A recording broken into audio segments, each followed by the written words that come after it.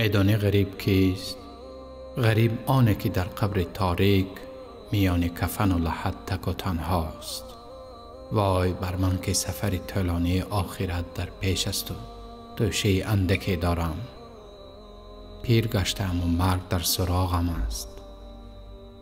صفحه زندگیم را ورق میزنم و میبینم گناه زیاده دارم که از سر گناه آن را فراموش کردم. لیک یقین دارم که خداوند از همه آشکار و نهانی من آگاه است. نزد او چیز به نام سر یا مخفی وجود ندارد. همه چی مثل آینه نمایان است. خدای من چه ذات حلیمی است. نترسیده گناه ها می کردم، او باشد مرا رسوا نمی کرد. گناهانم را می پوشانید.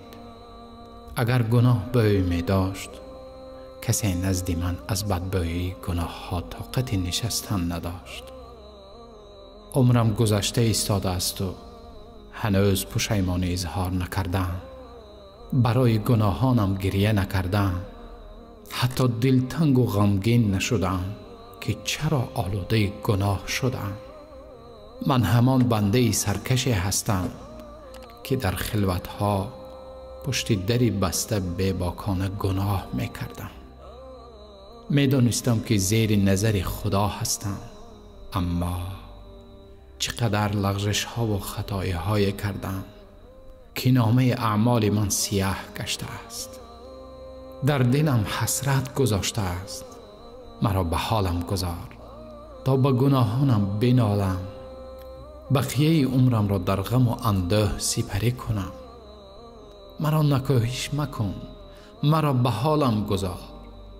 اگر از حالم آگاه بودی عذرم را میپذیرفتی.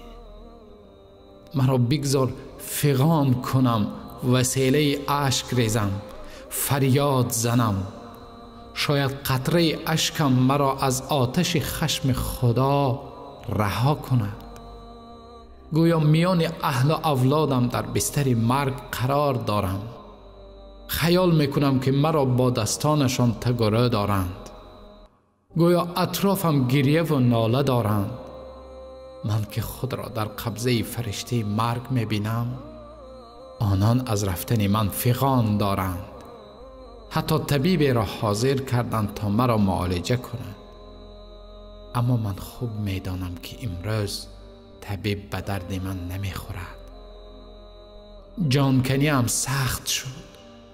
اجل مرا احاطه کرد. فرشته مرگ پنجه دراز کرده و از هر تار رگ و پیوندم به سختی جان را بیرون کشیده ایستاده است. گویا جانکنی این زنده به زنده پوست کندن است. آب دهانم تلخ شد. به حالت غرغره افتادم و فرشته جانم را کند. اطرافیانم چشمانم را پوشانیدند و دنبال آب و کفن شدند. دوستانم فریاد میکردند که مردشوی کاردان خوب بیاورید. مردشو لباسم را بدر کرد.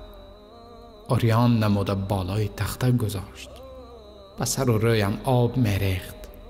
3 بار آب ریختم. مرا پاکیزه کرده صدا زد کفن را بیارید. لباس بی آستین و بی کیسه را به من پوشانیدند. توشه‌ام تنها پارچه متاع و بوی مشک بود. وای بر حال من. بدون توشه آخرت به راه برآمدم. 4 نفر روی کتفشان برداشته به جنازه خانه می بردند. از پس مردمان برای گسیلانیدن به سفر بیتوشه‌ام قدم می زدند. مرا نزدیکی محراب گذاشتند و امام بالای سرم ایستاد. مردم صف کشیدند. برای من نماز گذاشتند که رکوع و سجده نداشت. دعا کردند تا خداوند مرا مغفرت نماید. مرا برداشته سوی قبر بردند و عزیز به نرمی مرا به لحد گذاشت. کفن را از رویم برداشت تا بار آخر مرا ببیند. با دیدن من اشکهایش برایم جاری شد. سپس خشت ها را دیوار زدند.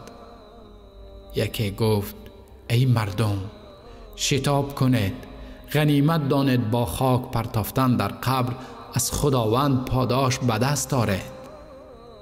در تاریکی قبر گذاشتند، نه مادری مشفق است و نه پدری غمخوار و نه برادری مانیز. چون در قبر چشم کشادم مرا دهشت فرا گرفت. منکر و نکیر روی سرم حاضر بودند.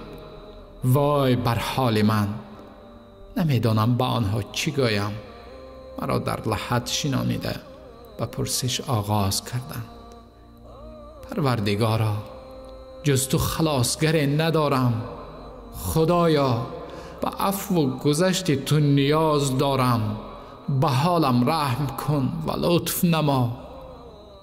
خاندانم به خانه برگشته به تقسیم میراثم مشغول هستند، اما من باشد بر دوشم بار وزنین گناهانم تنها مانده ام.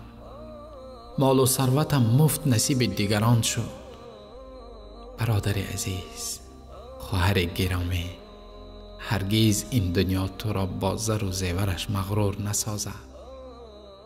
ببین به یار و دوستان چی کرد.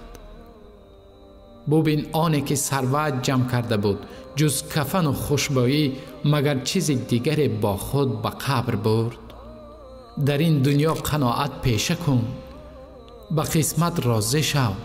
حتی اگر غیر تنصیحتی از این دنیا چیزی نداشته باشه هم، نفری که کارهای نیک انجام می‌دهد حاصل آن را خواهد گرفت.